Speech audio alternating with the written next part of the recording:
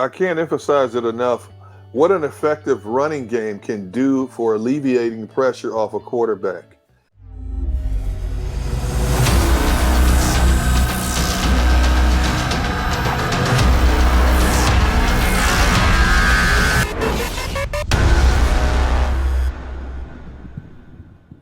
Welcome into live post-game show. Marc Farzetta Devan Kaney, Derrick Gunn with you on the JAKIB Media YouTube channel. Welcome in, as well as 6abc.com. John McMullen will be joining the show coming up a little bit later in the program. We'll get his take on this game, obviously, and also the latest to come out after the game regarding Dallas Goedert and other Eagles news. We hope Dallas Goedert obviously is okay after taking that awful blow to the head in this game. But to start things off on a positive note there, Derrick and Devin. Wait, what's my name again? Your name is Derrick Goon, right? Goon is pronounced Goon. You sounded like Elmer Fudd for a moment. I'm smitten. I am in deep smit now. I hope not with me. Well, I've been smitten with you since I met you like 10 years ago. Who isn't, D-Gun? Guys, can I just come out and say it? Is this going to be a positive show? Are we going to be? You're damn right it is. You're damn right. Wild. Are we going to have to like start every sentence with, well, it was just the Broncos like we do with the Lions, or like we're going to have a legitimately positive show here? No. Here's the thing today. And here's why I'm so smitten with today's Eagles performance. This was Vic Fangio's defense. Yeah. This was a defense that coming into tonight was one of the best against the passing game, was one of the best against the run game, was allowing the second fewest points per game at 17, I believe, 0.2 per game. The fewest points per game, second in the league. Yep. Nick Sirianni and Jalen Hurts and this running attack did that tonight. 30 points, minus the interception return for a touchdown, but still put up a hell of a performance that I did not expect in any way, shape, or form from them tonight against the Denver Broncos. That's why, Gunner, I am beyond smitten. I am in deep smit when I look at this, the way the Eagles played this game tonight. It's just nice to see you smiling again, and it's nice to see that the top of your head will not turn bright red out of anger as it has the past couple of weeks. But you're right. I mean, they could do no wrong today, and I'm like a lot of people. I didn't think after what Denver did to Dallas in Dallas last week, they ran all over Dallas's defense, which is a pretty good defense, 190 yards. They ran up a 30-0 lead on Dallas in Dallas's backyard. I'm thinking, okay, they found that mojo back. They've been a streaky team all season. They won the first 3, lost 4 in a row, won 2 in a row. And I'm thinking, okay, once they beat Dallas, every team in that AFC West had 5 wins going into today's action. So I'm sure they're fired up because they're only a half game out of first place in that division. So I'm expecting them to come out. And when you talk about Vic Fangio, he's one of the most respected defensive coordinators in the game, but he's the head coach. His defensive coordinator, Ed Donatel, who's been in the league for 31 years, one of the most respected defensive coordinators in the game. So you've got 2 great defensive minds on that side of the football, which explains why this Denver defense was so good, against the run and the pass. Now, coming into this game, that defense had 22 quarterback sacks. Your sack leader was Von Miller. He was no longer there. So you take away 4 of those. It was still a pretty good defense, active defense, fast defense. And I'm thinking, okay, the Eagles ran the ball up and down the backsides of teams like Detroit and the Chargers, who were very, very porous against the run. Let me see them man up and run the ball against this defense. And, oh, my goodness, they came out running the football. They kept running the football. And very seldom could the Denver Broncos stop their running attack. So kudos to this Eagles team. And I think I can say it for everybody, at least for today. We can get off Jonathan Gannon's back. We can get off Nick Sirianni's back. We can get off of the defensive players' backs. We can get off everybody's back. And we can jump on that bandwagon once again. That is the Philadelphia Eagles. Well, Devin, you're already excited. I can tell. I'm so happy. This is a rare feeling. I think it's funny going back to the Falcons game. I remember my first comment was the Eagles are fun to watch again. And it was just nice having fun watching the Eagles today, and also not having kind of like, oh, well, it's a terrible team or some kind of thing, kind of like taking away from the win. I think we can really hold on to this win. And I agree with D-Gun. Like, we can get off their backs for a little bit until they do something else that's inexcusable. But I want to go back, Mark, to what you said. You're feeling smitten. What you say you're in deep smit. I'm also in deep smit, feeling smitty for Devontae Smith. Smitty? Not only is it this kid's birthday, he had an incredible game, 2 touchdowns. That first touchdown catch was just absolutely amazing. I still can't believe that for once the Eagles did a draft right and that he's on our team. He went off today, and for that reason, I am also quite smitten. I don't know how we're going to contain ourselves being positive today. I mean, I know. What are we going to talk about? It's so uncomfortable right now. We're already on puns, folks. We're already making puns. That's how excited we are. We're talking about smitten and smitty. I mean, I feel real uncomfortable right now on this show. No, I'll tell you. I got to get. Hey, look. People say sometimes, "Oh, you guys are too negative."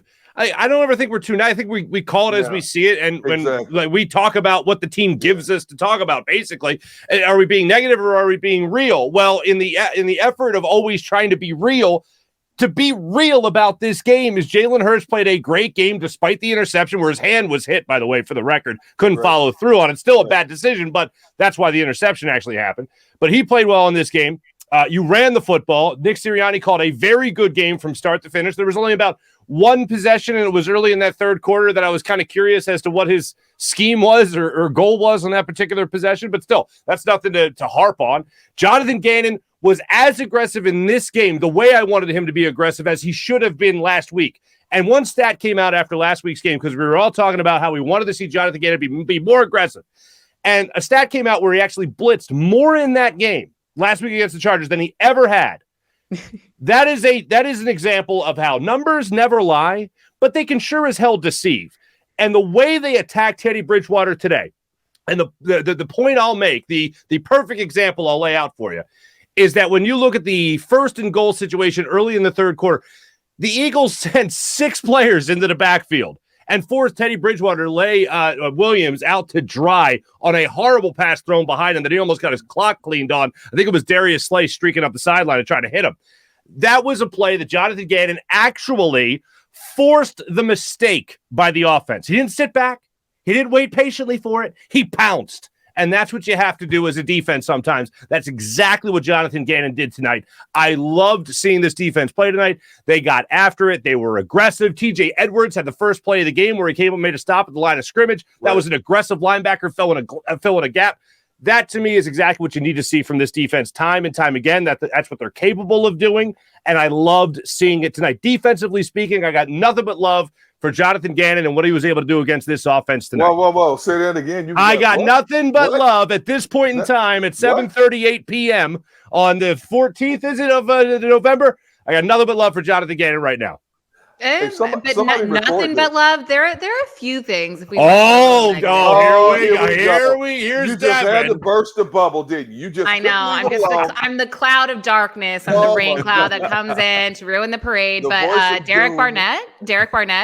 Oh, okay. All right. Well, he's cut. I already cut him. I took care of that. I cut him. Okay. I just had to point it out. You talk about a guy who's doing everything possible to lower his value after this season is over. Every week. Last week he made a bonehead play. It cost him points. He made another bonehead play. It's like, really? You know the rule? You know the roughing the passer rule? Really? You just can't stay away from making bonehead plays. Okay. That was a bang play, right? That was bang play. No. He could have pulled up on that play. No. Okay. I mean, look, I'm taking into account how the game's called now. Okay. No. Let me say it again. No. One more time. Let me say no. He could have pulled up. He had plenty of time to pull up on that play. Oof. I mean, it was a close play, but you know the rule. We see this play every week. Sure. Somebody gets called for this mess every week. Players know it. I think players get to a point where they just want to get a hit on somebody. Especially a quarterback, because quarterbacks are so protected in the National Football League. But you got to be smart about this stuff, man. You can't be this dumb. You can't be. If I'm his agent, I'm saying, look here, man. Fake an injury, do something, take a game off, man. Because the more you play, the more you're hurting your financial status, the more you hurt my percentage after this season. If you're not going to stay out of the limelight for the wrong reason, just take a knee one game. Just Just clear your mind. Get your thoughts. I mean, come on, man. Seriously, Devin, do you bet? Are you a bettor? Not a big bettor, no. All right. Well, there's a lot of people that are with legalized gambling and all that stuff, and everyone like sports betting and all that stuff. Like people are learning the new terms, and for those that have been betting for a long time, you know this term. Those that really don't, some of them might be new to you. A mush, and a mush. There's no explanation for it. There's no statistical, data to back up being a mush. It's just that you're a mush. You can't do anything about it. It's like you're in quicksand. The more you struggle, the more you sink. Derek Barnett is a walking mush, and he just can't make the right play. Even on what I think, and you bet, Gunner, you did say it was a close play. Even on that particular play where I thought it was very close and a bang play, he just can't help it. He's mushed. The man is mushed. He just can't do it. He can't stop making penalties. He went through a nice little stretch where he stopped, and now he's right back to it with 2 in this particular game that you just can't have. He did have a sack. All right, fine, good for you. But after that, you just look at the guy continuously making bad penalties. Now, you know what? Hold on. Let the record show for a second there, Gunner. What? Devin started us down this negative path. I did. I'm so sorry, guys. Look, when Mark says that Jonathan Gannon, who in my opinion still isn't completely off the hook, yes, he had a good game, did nothing wrong. There's nothing to complain about. There's nothing to critique. Nothing. Derek Barnett, that's a problem.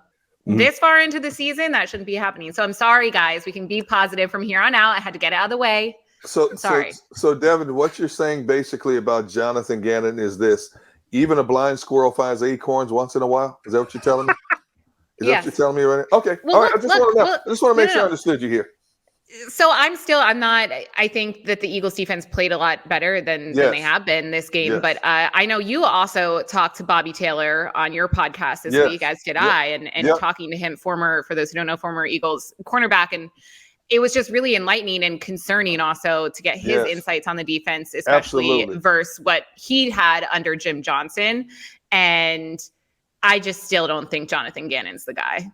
Even though we won. I think a lot of our win was on Jalen Hurts and our offense and play calling. I thought Nick Sirianni also did a good job this game. Hey, Devin, since you mentioned Bobby Taylor, you owe me, by the way. You owe me big time. Why? Because Bobby, he goes, hey, D-Gun, can you tell me about who's this Devan Kaney? And I'm like, how do you know Devan Kaney? He goes, well, she reached out to me about doing her podcast. What do you think? So I said, well, let's see now. Do I want to speak highly of her? Or should I tell him the truth? Let's see. So I spoke highly of you. Oh, man, you just had me nervous there. Wow. I'm like, so you ruined it. But he came on, so thank you. He's a good dude. He's a good dude. That's a dude. I said, she's great people. You have a lot of fun. You have a lot of fun talking to her. So I said, okay, if you endorse it. So you know what? Now you don't owe me. I'll bring it up later down the road somewhere. Now you don't owe me. You owe me nothing. Okay.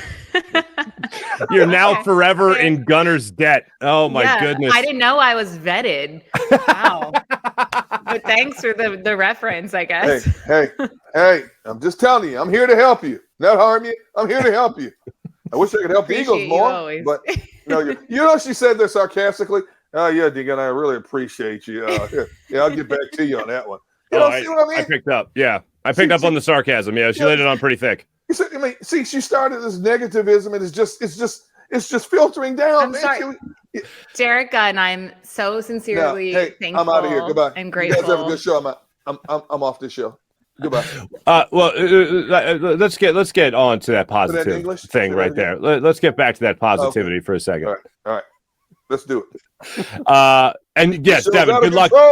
Good luck paying Gunner back by the year like 2035, because that's how long it takes to pay back those favors. I'll just buy him a bunch of meats to grill, and he'll be fine. He'll be cool. Deal. I'm good. I will say, and Devin, you mentioned this again. When it came to Nick Sirianni and Jalen Hurts, I went into this game not picking the Eagles to win. And the reason I didn't think they were going to win the game is because I thought Vic Fangio was going to out-maneuver Nick Sirianni. Right. And Nick Sirianni, to his credit, man, credit where credit's due, I'll say it again. Yep. Nick Sirianni stuck with what worked for them. Didn't look at it like playing, I got to play against Vic Fangio. I got to out-maneuver him. He just said, this is what we do well. We're going to throw it in their face and see if they can stop us. They stuck with the run throughout this entire game, just like they did against the Lions, just like they did against the Chargers, and they were in the game at the end against the Chargers, as we all know. So you look at the last two games, and you went up against now a much better defense and a much better defensive coordinator. Right. And they stuck with it, and they had success with it. They threw the ball when they needed to, and Jalen Hurts got the job done in that regard. But everything they did schematically wasn't that different than what they did against the Lions and what they did against the Chargers. The point is, when it works for you, the bottom line is that it puts your players in the best possible position to have success. Every once in a while, throw that into a defensive coordinator's face or just a defense in general's face and see how they handled it. And tonight, the Broncos, they really couldn't handle it. He stuck with his guns. He stuck with what worked. I can't believe that it took 10 weeks to get Boston Scott a screen, but we finally saw that, and he ripped that off for about 15 yards, which was great to see. So he stuck with what a little bit of creativity, a little bit of things we hadn't seen yet this year, but most of it was stuff we had, and it still worked for him. How many weeks had I been screaming about Boston Scott being in a witness protection program? And why are you not giving this man the football? And look what happened the last couple of weeks. You know, the kid, he's never going to be an elite running back in the National Football League. He's never going to be a household name in the National Football League. But he's a very good running back. He's a compact body. He picks up the extra yards. You hit him, he just keeps the legs moving. He bounces off tackles. It's hard to square up on him. It's hard to find him, first of all, because he's only 5'6". But it's hard to square up on him when he gets past the interior. And, you know, he lowers his shoulder. It's hard to get as low as him when you consider most defenders. The guys up front, 6'3", 6'5", 6'6", linebacker, 6'2", 6'4". It's hard for you to go, get down low and get to his level. So he has the leverage advantage there. You give this young man the ball. You know, you don't have to constantly feed Jordan Howard. You don't have to constantly feed Kenneth Gainwell. I like the mixture. I'm looking at the numbers here. Jordan Howard, 12 carries, 83 yards. Boston Scott, 11 carries, 81 yards. Okay, they ran the ball 40 times. Now, the numbers skewed a little bit. Look at Mark's face. I said 40 times. It's not 4. They ran the ball 40 times in the game, 214 yards. Numbers skewed just a little bit because Jalen Hurts had 14 carries for 53 yards. But that's part of their offense. That's part of their running plan. They have him run the football. Stop it if you can. Last 3 opponents have not been able to stop it. In those last 3 games, the Eagles are 2-1. Enough said. It just makes you bang your head against the wall. Okay, no, this is negative, but it does make me go back to the first couple of games of the season when this is what we were screaming and yelling for, and then even when they had Miles Sanders and when you didn't see it. Like, can you just imagine this for a second? Imagine you just started watching the Eagles 3 weeks ago.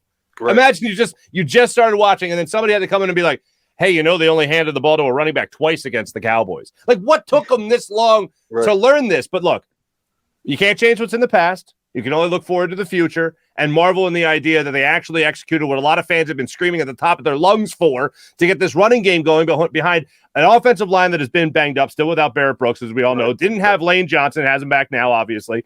But you had guys that were just subbing in there trying to get reps, and it's an easier game from them. Most offensive linemen will tell you to run block instead of pass block. Hold a pass block or just hit and done with the play. Seeing these guys hit at the line of scrimmage and then be able to get rush yards behind it has been great to see over the last 3 weeks. And at the same time, you're seeing the best version of Jalen Hurts, because before it was all about him just making a play. It was all about Jalen Hurts running, do whatever he can to make a play. Now he's able to spread the ball around. Nick Sirianni is spreading the ball around, offensively speaking, finding his running backs, getting them involved. A little bit of tight end usage. Unfortunately, couldn't get into that too much tonight because of what happened with Dallas Goedert. But for the most part, you see the wide receivers get involved, the running backs are taking over, and Jalen Hurts doesn't have to do nearly as much, to the point now where it's almost commonplace. Not as much as it was in the old school, but almost commonplace, where you're not shocked anymore to see him line up under center. When he lines up under center now and turns around and hands it off, it's not a huge shock anymore. Plus, you also know that he can set up the play action through that as well. So what they have done over the last 3 weeks, albeit not Super Bowl contending opponents, obviously, but just to know that they can do it and find their own rhythm offensively through that is at least letting you know what this team's identity should be going forward. I can't emphasize it enough what an effective running game can do for alleviating pressure off a quarterback. When you have a potent running game like this, 40 carries in a game, even the best running teams in the National Football League don't usually get 40, 45 rushing attempts in a football game. But when you have 40 rushing attempts, 14 yards, you're controlling the clock. You're taking a lot of pressure off a lot of other elements. You're taking pressure off your defense. You're taking pressure off of your quarterback. He doesn't have to stand back there 30, 35 times and take unnecessary shots. And when he does go back, he's got a little bit more time because off that play action, a defense at that point, once they're being gassed, thinking they're running the ball, they freeze for that second.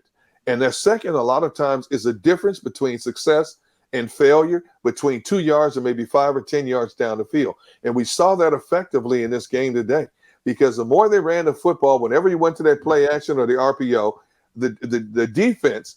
Now, by the second half, I will say Denver did a better job of stretching out Jalen Hurts when he kept the ball and ran. You notice that they didn't have a man on the outside, wait for him to the outside and stretch him to the outside. But running the ball between the tackles and off tackle, he couldn't do anything with them. I mean, extremely impressive by Nick Sirianni.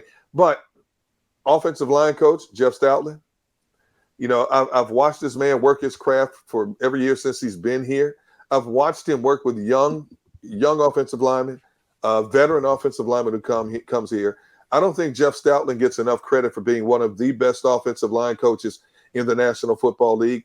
Once Brandon Brooks went down, once Isaac Seumalo went down, it took him some time to get some of these young guys up to speed. But look at these young guys now who are filling in the gaps. You talk about Jack Driscoll. You talk about Dickerson now. They had him on the right side of guard. They moved him to the left side, I guess, where he's more comfortable now.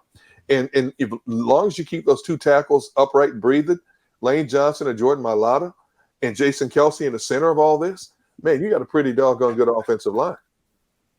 We're just too optimistic today, Devin. We're just both of us, all three of us, really. Just when you think about it, I'm honest. I'm not optimistic. I told you I'm week to week. Week to week, I know. And Mark, back to what you said, where people say we're too critical, too negative. Like, have you seen the Philadelphia Eagles the past? Literally every other game since the Falcons game, there's no other option. We're not bipolar. We're not bipolar. Their play is. Hey, Devin. Right, exactly. Blame the Eagles. Don't blame us. Hey, Devin, you know who the people are who say you're too negative?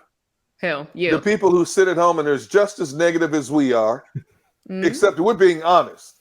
Okay? We are. So, we're in a city that's nicknamed Negadelphia? That's it. Is it? I've actually literally never heard that, but I know that Philadelphia fans are known to be harsh. So that's why I say, you're being too negative, really. And what did you say about the game?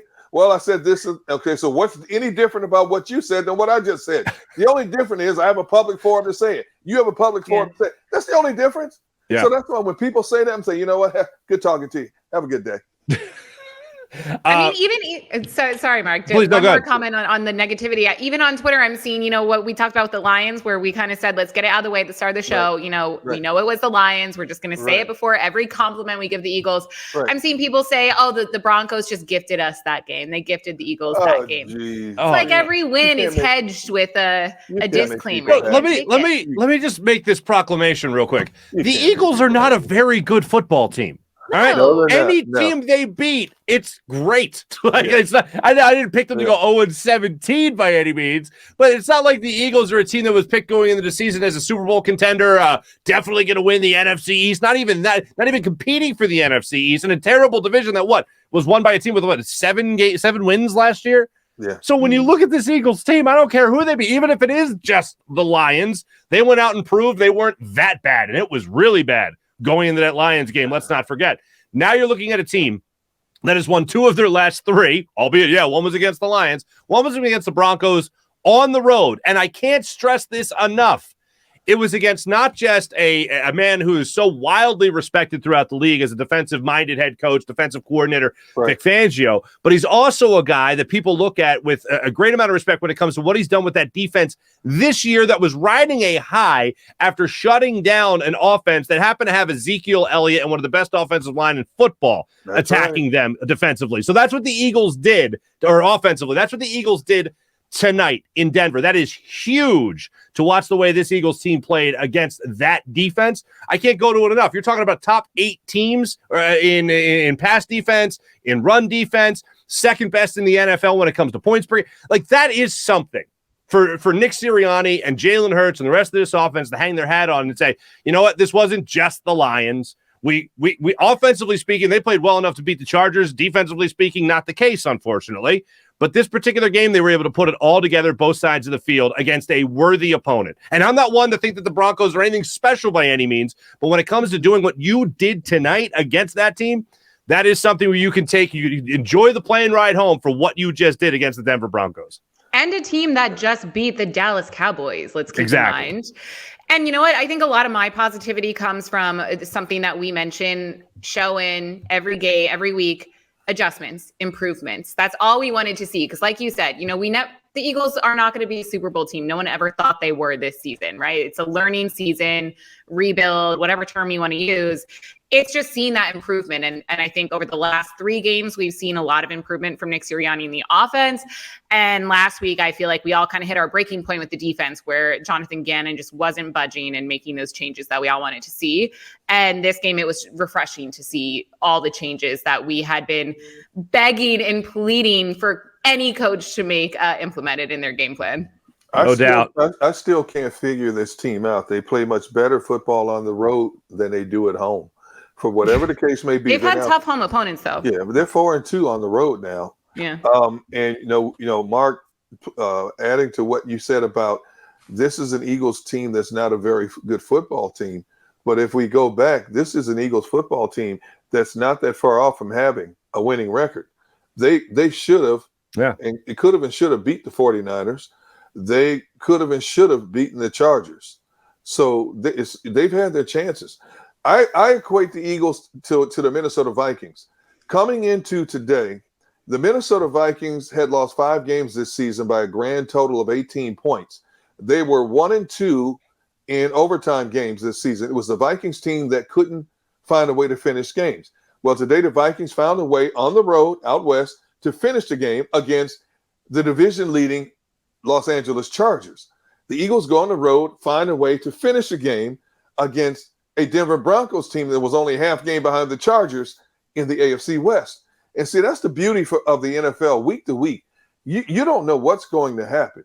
I mean, you look at the craziness that happened around the NFL week number 9 last week. I mean, Jacksonville holding the likes of Buffalo to 6 points of all teams, Jacksonville. Then you look at some of the games today. I mean, New England just trashed Cleveland. You know, you look at that. Detroit plays Pittsburgh, even without Roethlisberger.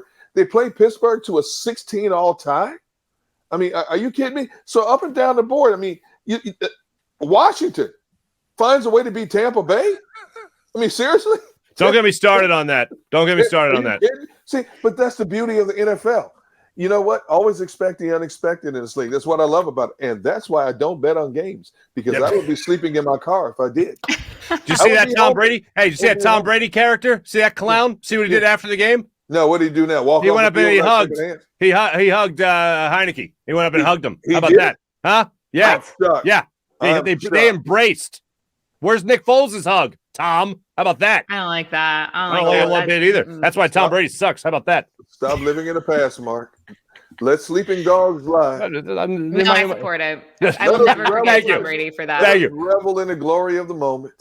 Speaking of the moment, there are 2 moments in this particular game that got a lot of play on Twitter. One, pretty hilarious. The other, not at all, in the least bit funny. We'll talk about those when we come back on the live postgame show. We're exclusively presented by Ocean Casino Resort. Go for the live show. Go for the win. More live postgame show when we return.